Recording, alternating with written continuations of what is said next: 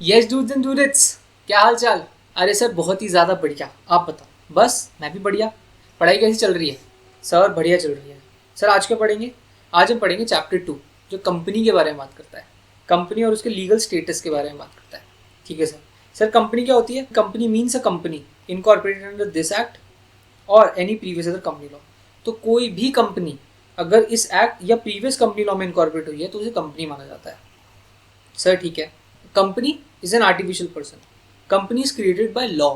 ये natural person नहीं होती मेरे और आपके जैसे। Company is created by law. तो कंपनी कोई भी एक्ट होता है वो नेचुरल पर्सन के थ्रू ही करती है। याद है, बोर्ड ऑफ डायरेक्टर्स या मेंबर्स, इनके थ्रू ही सारे काम होते हैं। Corporate personality. अब कंपनी की कॉर्पोरेट पर्सनालिटी होती है, मतलब चाहे एक शेयर होल्डर के पास इंटायर शेयर कैपिटल हो, फिर भी he shall not be liable for the acts of the company, क्योंकि उनकी एक सेपरेट लीगल एंटिटी होती है। सर ठीक है। Perpetual succession. परपेचुअल सक्सेशन कहता है कि मेंबर्स में come and go but company में run forever. Means that membership of the company में change from time to time but it does not affect the continuity of the business. इसमें बहुत अच्छा case law है कि सारे members एक plane में जा रहे थे और सारे मेंबर्स मर गए, तो कंपनी की एग्जिस्टेंस खत्म हो जाएगी? नहीं, मेंबर्स में come and go but company runs for ever. Separate property. अब कंपनी की जितनी प्रॉपर्टी होती है कंपनी उसको अपने नाम में होल्ड करने की पावर रखती है, because it is a corporate entity. Sir ठीक है। अगर कंपनी को किसी को स्यू करना है या किसी को कंपनी को स्यू करना है तो उसको मेंबर या डायरेक्टर को स्यू करने की जरूरत नहीं है, वो डायरेक्टली कंपनी को स्यू कर सकता है। Because in the eyes of law company is a person, चाहे वो आर्टिफिशियल पर्सन ही क्यों ना हो। सर ठीक है। कंपनी सिटीजन नहीं होती, बट कंपनी की नेशनैलिटी होती है जहाँ पे रजिस्टर्ड ऑफिस है, और कंपनी की रेजिडेंस भी होती है ऑब्वियसली जहाँ पे रजिस्टर्ड ऑफिस सिचुएटेड है।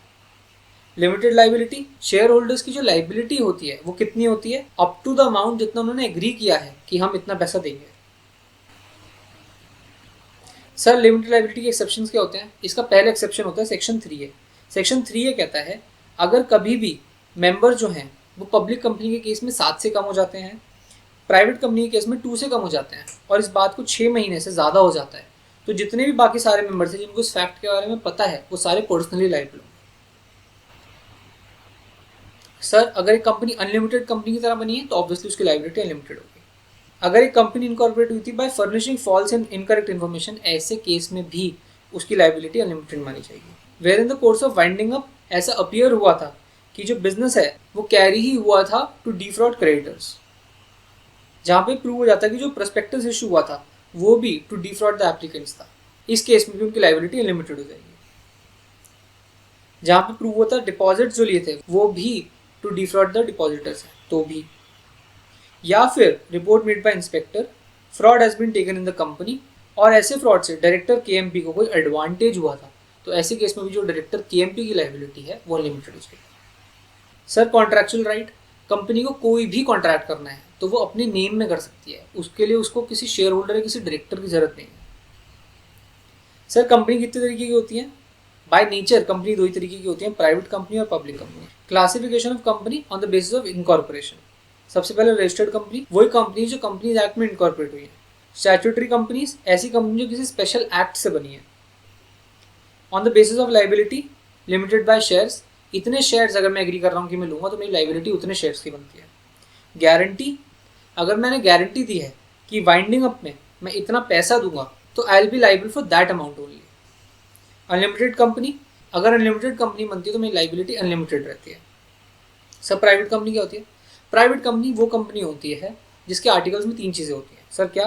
रिस्ट्रिक्शन होती है in transfer of it shares, यहाँ सिक्योरिटीज नहीं है, शेयर्स, इसको याद रखना। Private company limits the members to 200, अगर 2 और मोर पर्सन जो जॉइंटली शेयर होल्ड करते हैं तो ऐसे मेंबर्स को सिंगल मेंबर माना जाता है। अगर एक बंदा एम्प्लॉयमेंट में है या कोई ऐसा पर्सन जो मेंबर बना वाइल इन दैट एम्प्लॉयमेंट और वो अभी भी मेंबर है उसकी एम्प्लॉयमेंट सीज होने के बाद भी, तो ऐसे लोग भी 200 की काउंटिंग्स में नहीं आते हैं। लास्टली प्राइवेट कंपनी प्रोहिबिट करती है public invitation of any securities. याद रखना यहाँ पे शेयर्स है और यहाँ पे सिक्योरिटीज़ है। सर ठीक है। अगर प्राइवेट कंपनी अपने आर्टिकल्स में से तीनों रिस्ट्रिक्शन छोड़ देती है तो वो प्राइवेट कंपनी नहीं कहलाई जाएगी। सर इसके बाद पब्लिक कंपनी। पब्लिक कंपनी एक ऐसी कंपनी होती है जो प्राइवेट कंपनी नहीं होती, या जिसका minimum paid up share capital as may prescribed है। एज ऑन डेट प्रिस्क्राइब्ड कुछ भी नहीं है, प्रोवाइडेड दैट अगर कोई कंपनी है which is subsidiary of a public company तो इस कंपनी को भी डीम्ड पब्लिक माना जाता है।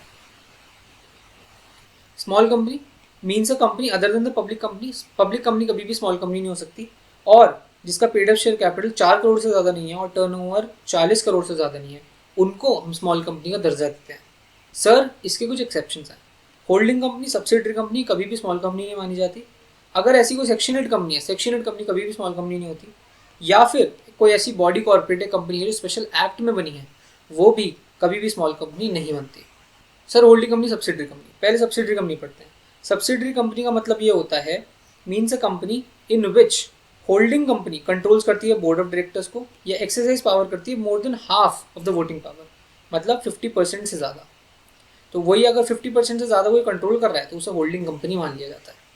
फॉर एग्जाम्पल मेरी कंपनी है ए लिमिटेड, और उसने 50% से ज़्यादा शेयर होल्ड कर रखे हैं बी लिमिटेड में, और अब इस बी लिमिटेड ने भी सी लिमिटेड में 50% से ज़्यादा होल्ड कर रखे हैं, तो ये जो सी लिमिटेड है ये भी ए लिमिटेड की सब्सिडरी कहलाएगी।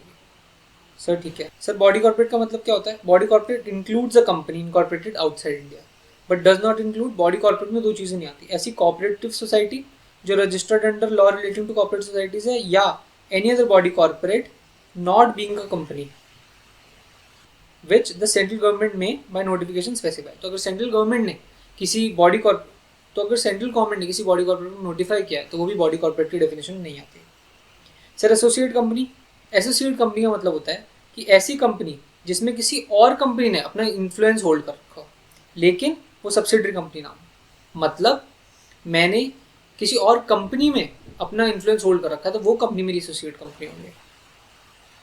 सर इन्फ्लुएंस का मतलब कंट्रोल एटलीस्ट मिनिमम 20% अगर मैंने होल्ड कर रखा है तो उसको एसोसिएट कंपनी माना जाता है।